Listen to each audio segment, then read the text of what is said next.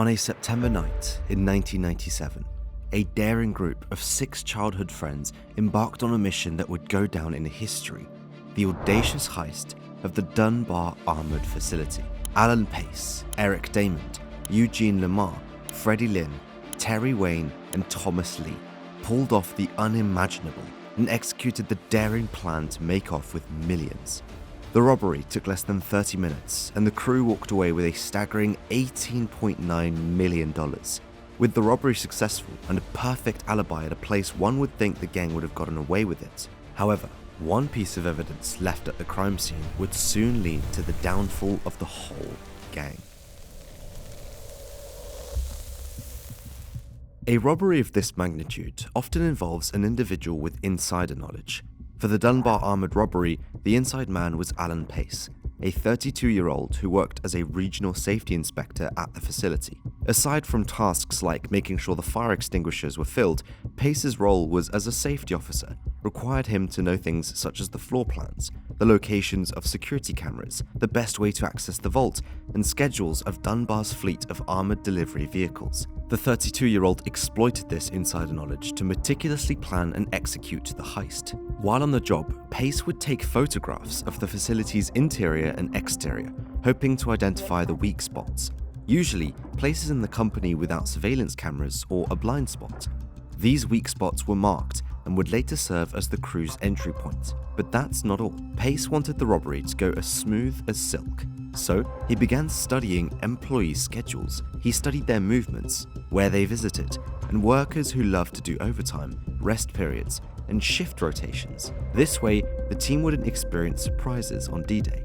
He was quick to realize that even though he was an integral part of the heist, the success of the operation demanded more than just his skills and knowledge about the facility. In other words, he needed a team of professionals who were not only talented, but willing to stick to the script for the success of the mission. But where could he find such a team?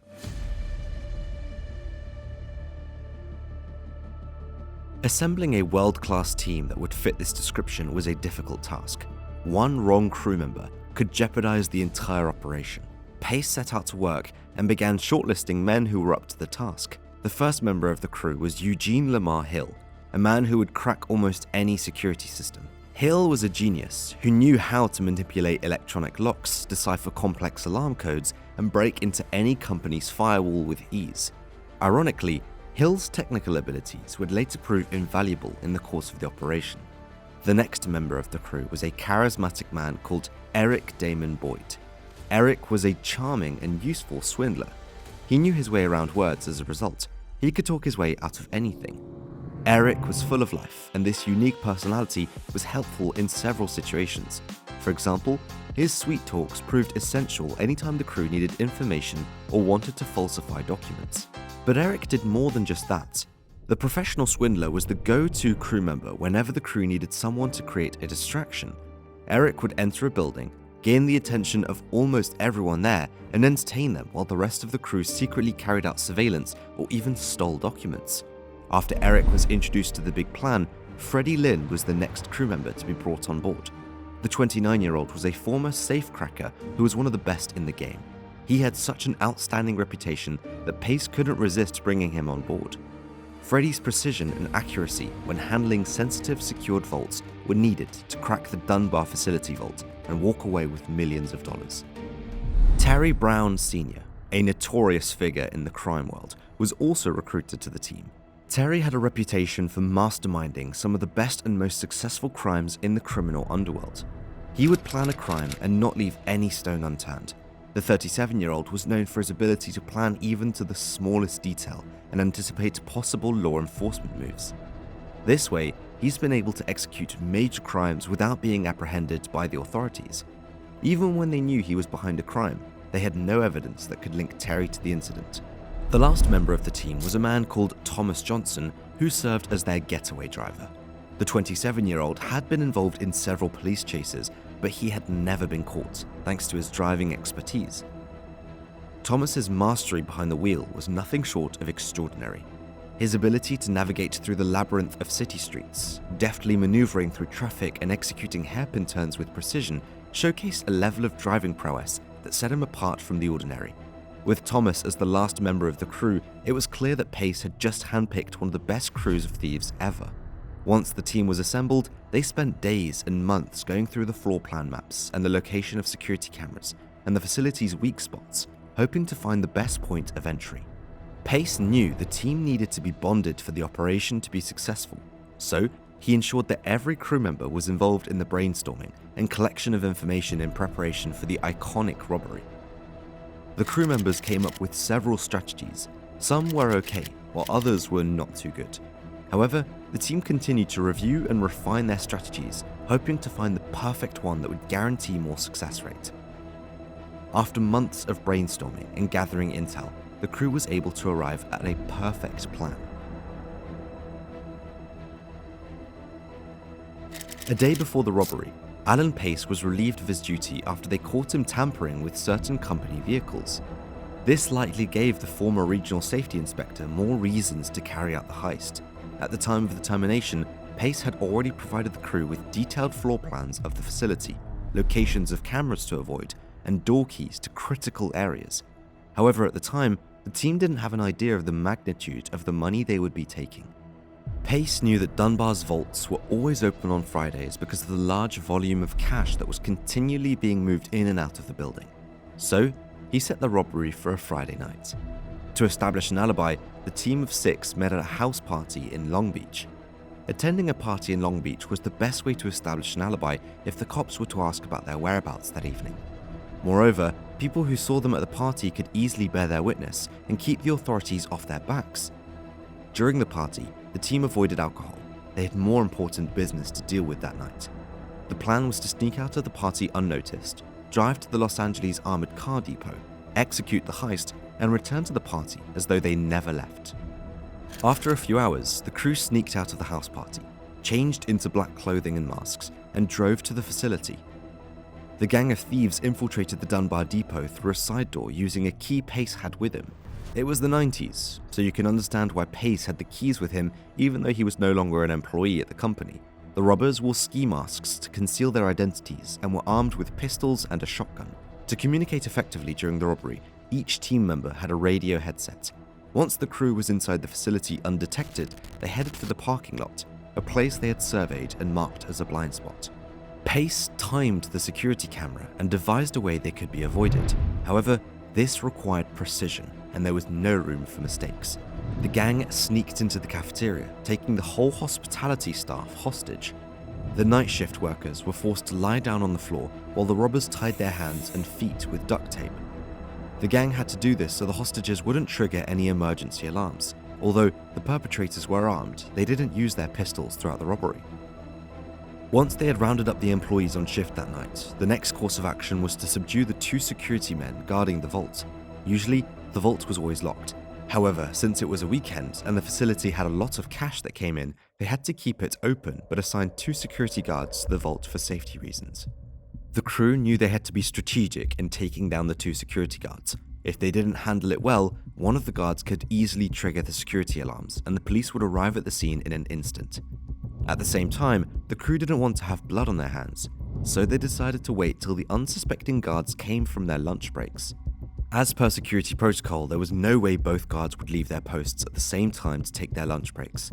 One would go first, then the other. This was an advantage for the crew, who knew it was easier to subdue them one by one than at the same time. When the guards went for their lunch breaks around 12:30 AM, the gang of thieves ambushed and subdued them one by one. Now they've subdued the 2 guards and all night shift workers on the roster that night, they walked into the vault and loaded $18.9 million into a U-truck in under 30 minutes. This feat can only be achieved by a team of professionals or a crew with plenty of members. In this case, they were able to load such a huge amount of money within a short time due to insider knowledge. Since Pace knew the bags that contained the highest denominations, he taught the crew how to identify them and ordered them to ignore the remaining bags. This way, the crew only focused on the highest denominations and grabbed as much as they could to maximize space and time. So, instead of packing bags with $20 denominations, the crew focused on bags with $100 bills. He also ensured that they packed non-sequential bills only, so the bills couldn't be tracked back to them. As they were leaving, Pace went to where the recording devices for the security cameras were stationed and took them to cover their tracks. They fled the scene in a rush with $18.9 million at the back of their U-Haul vehicle. After executing one of the greatest robberies ever, the team changed into party clothes and sneaked into the bar as though they never left. When the police arrived at the scene, they had little or no information that could help them identify the culprits. However, they knew one thing for sure. The heist was executed by an insider or someone with insider knowledge. They just couldn't unravel who could carry out such an audacious robbery. For example, the crew knew the blind spots of the facility and managed to avoid the surveillance camera during the operation. The timing of the heist was perfect. They knew the day of the week that the vault was not locked, and there was no way that that could have been a coincidence. Even if those were just coincidences, there was no way a thief would know how to identify non-sequential bills and bags with higher denominations. To crown it all, the robbers casually walked to where the CCTV recordings were stationed and plucked it on their way out. It was clear that an employee in the facility leaked confidential information or was even the one who carried out the robbery. To catch the team of thieves, the US set up a special task force that features 15 investigators under the codename Operation Dunbar. Their task was to unveil and bring to justice the culprits who executed the Dunbar armored car robbery. Even though the heist was perfect, it had a little flaw, and this little flaw would later become the missing piece the cops needed to fish out the perpetrators. While rushing out of the facility, the team left behind a plastic taillight lens matching a U-Haul truck. While this was a breakthrough, it was not enough to make a case at the time. All the cops knew was that the gang used a U-Haul truck, and that was not enough information to work with. They also suspected the recently fired employee Pace, since it was clear that the robbery was an inside job, or at least had the involvement of an insider. However, at the same time, it didn't make much sense. The robbery happened the next day after Pace was fired. There was no logical way a raging former employee would plan and execute a robbery less than 24 hours after he was fired, considering how organized the heist was. It was clear that such a meticulously executed robbery could not be planned in a day. Nevertheless, the cops approached Pace since he was a suspect and questioned him about the incident. He denied having any involvement in the crime. It was only a matter of time before the cops gave up and probably ruled his name out of the potential list of suspects, since they couldn't find anything pointing him to the robbery aside that he was a recently fired employee. Moreover, Pace had an alibi that placed him at a party at the time of the incident, so it was easier to convince them that he had no involvement whatsoever in the crime. However, despite having the perfect alibi, the team still had to take some extra precautions. Realizing that the newly acquired cash would draw the attention of the authorities, the crew decided to exercise patience. To conceal their new wealth, they waited for 6 months before starting to spend the money. By this time, the tension had cooled down, and everyone was slowly moving on, and it appeared like the police had given up the chase. It was as if the culprits who carried out the largest heist at the time would never be caught. However, even after laying low for 6 months, the money was a lot, and to spend it without raising suspicions was almost impossible. So, the crew hired a lawyer to help them launder the money. They paid David Matsumoto, an immigration lawyer, $1 million each time he helped them wash the money. In return, Matsumoto structured transactions and wrote checks for the thieves to make it appear that they were earning wages. Pace also created several front companies he used to launder his money and used other people's identities to acquire properties. That way, the properties would not be listed under his name even though he owned them. On the other hand, Eric used his father's business as a disguise to launder about $177,000. In a nutshell, almost all members of the crew laundered their loot through real estate. Everything was going fine, and the entire crew was enjoying the proceeds until Eugene Hill, one of the masterminds, made a silly mistake that would change everything. In 1999, just 2 years after the robbery, Hill attempted to secure a real estate property and decided to pay in cash. He contacted one of his friends who happened to be a real estate broker and gave him a stack of cash as a payment for the property. Hill forgot to remove the original currency paper wrapper while handing over the money to his friend. The suspicious real estate broker took the money to the police. The police began investigating Hill and soon discovered that Hill rented a U-Haul on the day of the robbery. Since a broken taillight belonging to a U-Haul was recovered from the scene and Hill had just paid someone using the original currency paper, it was evident that he had involvement in the crime. To unmask the rest of the crews, the authorities struck a deal with Hill. Upon arrest, Hill confessed his involvement in the crime and ratted out the other members of the gang. Pace at first denied involvement in the crime, but was tried and found guilty. In April 2001, a judge sentenced him to 24 years behind bars. Eric, another collaborator, was sentenced to 17 years behind bars. The immigration lawyer who laundered the money was not spared. He was forced to resign from the state bar and sentenced to 2.5 years imprisonment. In October 2020, Pace was released after serving his time in a federal correctional institution in Safford. Interestingly, only less than a third of the loot was ever recovered, meaning there's $13.9 million unaccounted for. Alan Pace and his buddies are now walking freely, although the freedom came with a heavy price. I am sure that they are now being watched 24/7, secretly by intelligence agencies who hope to recover the rest of their loot one day. But, like we've seen in many robbery cases, these loot eventually don't get recovered. If you made it this far, I'm sure you'll enjoy Brazil's biggest bank heist, where a gang of 25 companies led by Luis Fernando Ribeiro broke into the vault of Banco Central and got away with $70 million. Just click the thumbnail on the screen and I'll see you there. Cheers.